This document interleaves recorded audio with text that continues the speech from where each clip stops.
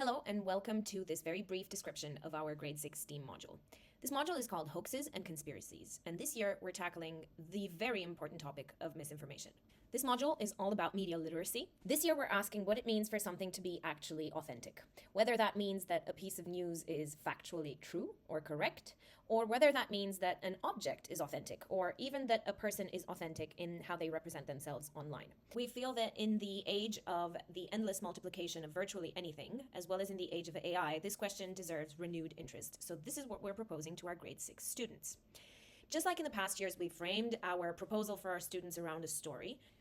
The story we're telling this year is that of 3 children who live in a very small town that people are leaving behind. The story of so many towns nowadays that people are moving away from into bigger cities for better jobs and better lives.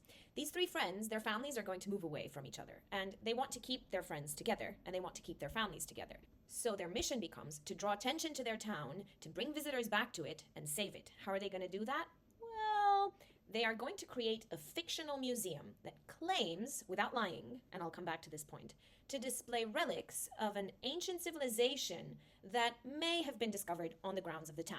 The golden rule is that they never tell direct lies. This means that all of their materials will seek to persuade and attract attention and create emotional impact by using language in a clever way that suggests and hints and creates mysteries, but never ever lies. Obviously, what we are hoping to do with this module is to educate students about the very important ways in which the media direct our attention, create an emotional impact for us, and very often do tell lies that we have to learn how to spot. We have the 4 subjects that we had last year as well: the arts, design and technology, drama, and computer science. For each of the 4 subjects in STEAM, this is an opportunity for students to develop subject-specific skills as required by the national curriculum, but also to work together with the other subjects to provide more relevant types of learning. So in arts and design and technology, which work together as a module, what happens in the beginning is that students are going to investigate actual ancient artifacts. They are going to be looking at ancient cultures. They're going to be looking into the means of production that ancient cultures had at their disposals. They're going to be creating their own fictional language, complete with symbols. They will be making clay tablets, and then they will be moving into design, where they are going to be printing these artifacts in 3D. They're going to be printing artifacts that they claim to have been found on some site in their town. And they're also going to be looking into mass production history in design and technology. This allows us a little bit of a historical look at the way that means of mass production have influenced what it means for something to be authentic. For example, what does it mean for a text to be authentic when the printing press is able to reproduce it countless times? And then this allows us to talk a little bit about what it means for text to be authentic in the age of AI. Both the learning as well as the outcomes revolve around this idea of authenticity, as students are creating artifacts that are also thematically linked to authenticity, like signet rings and things that you would use to authenticate documents when you would stamp your ring into a piece of wax. We were a little bit less surprised this year to see that once again drama and computer science work flawlessly together.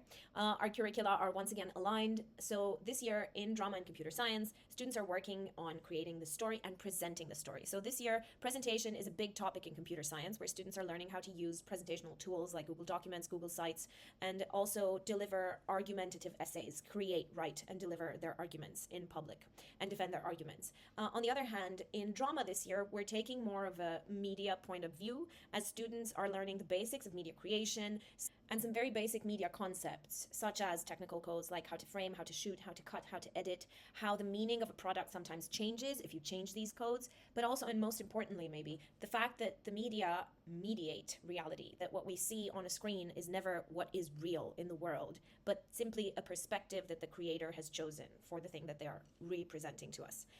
In drama and computer science, students are going to work on the story of the 3 children, their town, and they're going to be creating the website of the museum and the promotional materials, which will include all sorts of interviews, which once again develop the theme of authenticity, this time in character creation, where somebody needs to speak as though they are an authentic expert on a topic that most obviously they would not know much about.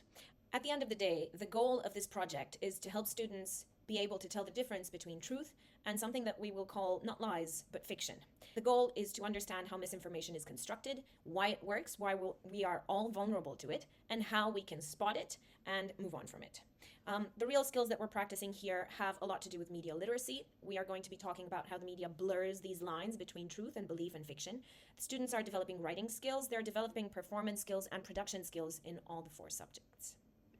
In the end, by building fiction, as always, students gain practical insight into how to spot fiction in the real world, but they also become better at using the tools that their generation will inevitably use to communicate.